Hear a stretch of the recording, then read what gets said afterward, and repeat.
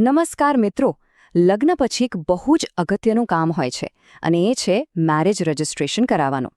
ખાસ કરીને ગ્રામ્ય વિસ્તારમાં આ નોંધણી કઈ રીતે થાય, ક્યાં જવું, કયા કાગળો જોઈએ એને લઈને ઘણી બધી ગૂંચવણ હોય છે. પણ ચિંતા ના કરો, આજે આપણે આખી પ્રક્રિયાને એકદમ સરળ ભાષામાં સ્ટેપ બાય સ્ટેપ સમજીશું. પણ હા, શરૂ કરતા પહેલાં એક ખૂબ જ જરૂરી સ્પષ્ટતા. આ માહિતી ફક્ત ને ફક્ત શૈક્ષણિક હેતુઓ માટે છે. અને કોઈપણ સંજોગોમાં વ્યવસાયિક કાનૂની સલાહ તરીકે ગણવી નહીં કે તેના આધારે કોઈ પગલાં ભરવા નહીં. ધ લીગલ સફરમાં આપ સૌનું સ્વાગત છે. તો સૌથી પહેલો અને સૌથી મોટો સવાલ જે લગભગ દરેકના મનમાં આવે છે કે ભાઈ, આ રજિસ્ટ્રેશન કરાવવા જવાનું ક્યાં?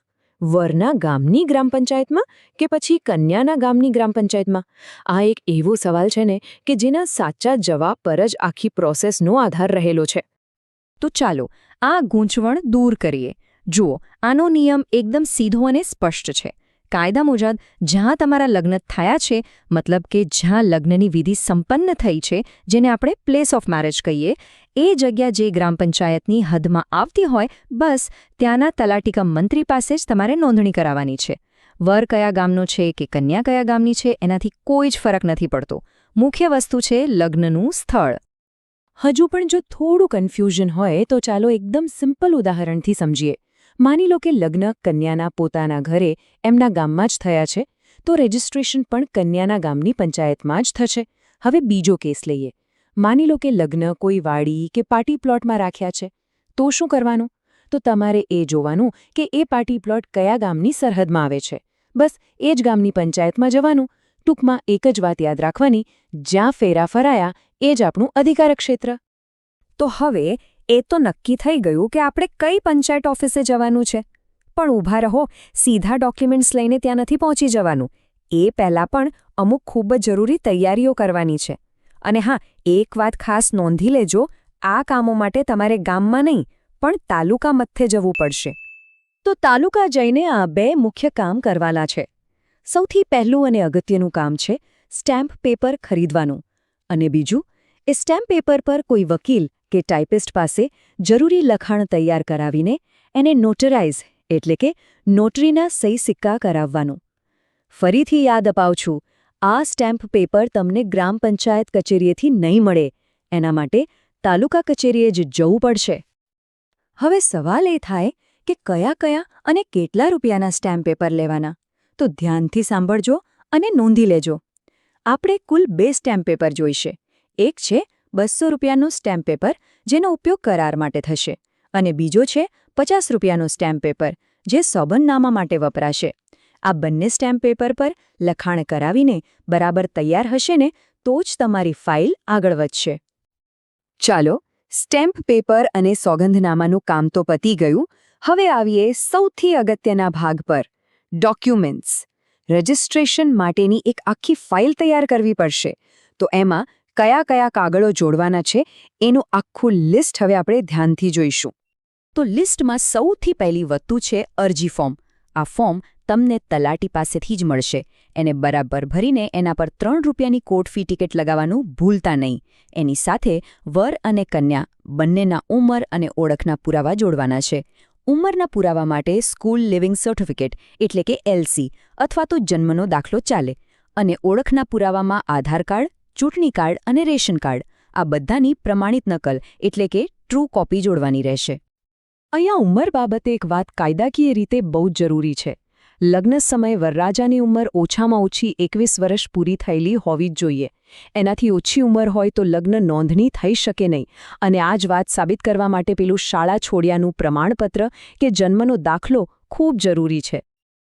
અને એ જ રીતે જો કન્યાની ઉંમરની વાત કરીએ ને તો કાયદા મુજબ એમની ઉંમર ઓછામાં ઓછી 18 વર્ષ પૂરી થયેલી હોવી અનિવાર્ય છે. એમના માટે પણ ઉંમરનો પુરાવો રજૂ કરવો ફરજિયાત છે. સારું, ઓળખ અને ઉંમરના પુરાવા તો થઈ ગયા, પણ લગ્ન ખરેખર થયા છે એ કેવી રીતે સાબિત કરવું? એના માટે પણ અમુક પુરાવા આપવા પડે છે, જેમાં વર કન્યા બંનેના પાસપોર્ટ સાઇઝના ફોટોગ્રાફ્સ, પછી લગ્નની વિધિ ચાલતી હોય એવા ઓછામાં ઓછા 2 ફોટા, દાખલા તરીકે વરમાળા પહેરાવતા હોય કે ફેરા ફરતા હોય એવા, અને હા, બંને પક્ષની એટલે કે છોકરાવાળા અને છોકરીવાળા બંનેની એક લગ્નની કંકોત્રી પણ ફાઇલમાં મૂકવાની છે.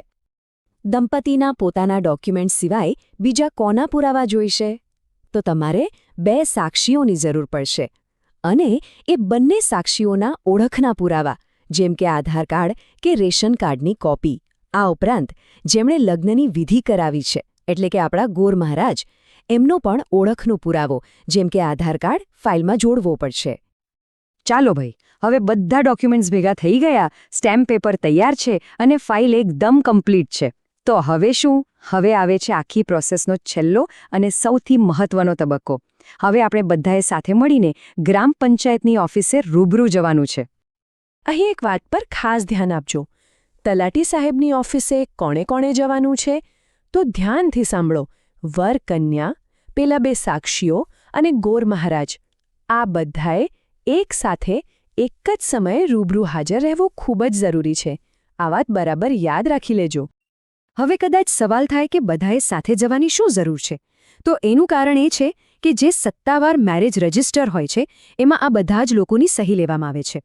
જો બધા સાથે હાજર રહેશો તો એક જ ધક્કામાં, એક જ મુલાકાતમાં કામ પતી જશે અને વારંવાર ધક્કા ખાવામાંથી બચી જવાશે.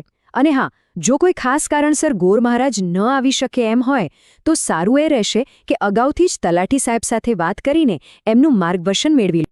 તો આપણે આખી પ્રોસેસ સ્ટેપ બાય સ્ટેપ સમજી લીધી. પણ આ બધી માહિતીમાંથી એક વાત એવી છે જે સૌથી મહત્વની છે. ચાલો એને ફરી એકવાર યાદ કરી લઈએ, જેથી કોઈ ભૂલ જ ના થાય. આખી વાતનો સાર બસ એટલો જ છે કે લગ્ન નોંધણી માટે સાચી જગ્યા કઈ? તો હંમેશા યાદ રાખવાનું, જ્યાં લગ્નની વિધિ થઈ, જ્યાં ફેરા ફરાયા, બસ એ જ ગામની ગ્રામ પંચાયત તમારું સાચું સરનામું છે, તમારું અધિકાર ક્ષેત્ર છે. જો આ પહેલું જ સ્ટેપ તમે સાચું ભર્યું તો સમજી લો કે તમારું અડધું કામ ત્યાં જ સરળ થઈ ગયું. તો મિત્રો, આ હતી ગ્રામ પંચાયતમાં લગ્ન નોંધણી કરાવવાની સંપૂર્ણ અને વિગતવાર માહિતી. આશા છે કે હવે તમારા મનની બધી ગૂંચવણ દૂર થઈ ગઈ હશે. જો તમને આ માહિતી ખરેખર ઉપયોગી લાગી હોય તો આ રજૂઆતને લાઇક જરૂર કરજો, તમારા મિત્રો અને પરિવાર સાથે શેર કરજો, જેથી એમને પણ મદદ મળે.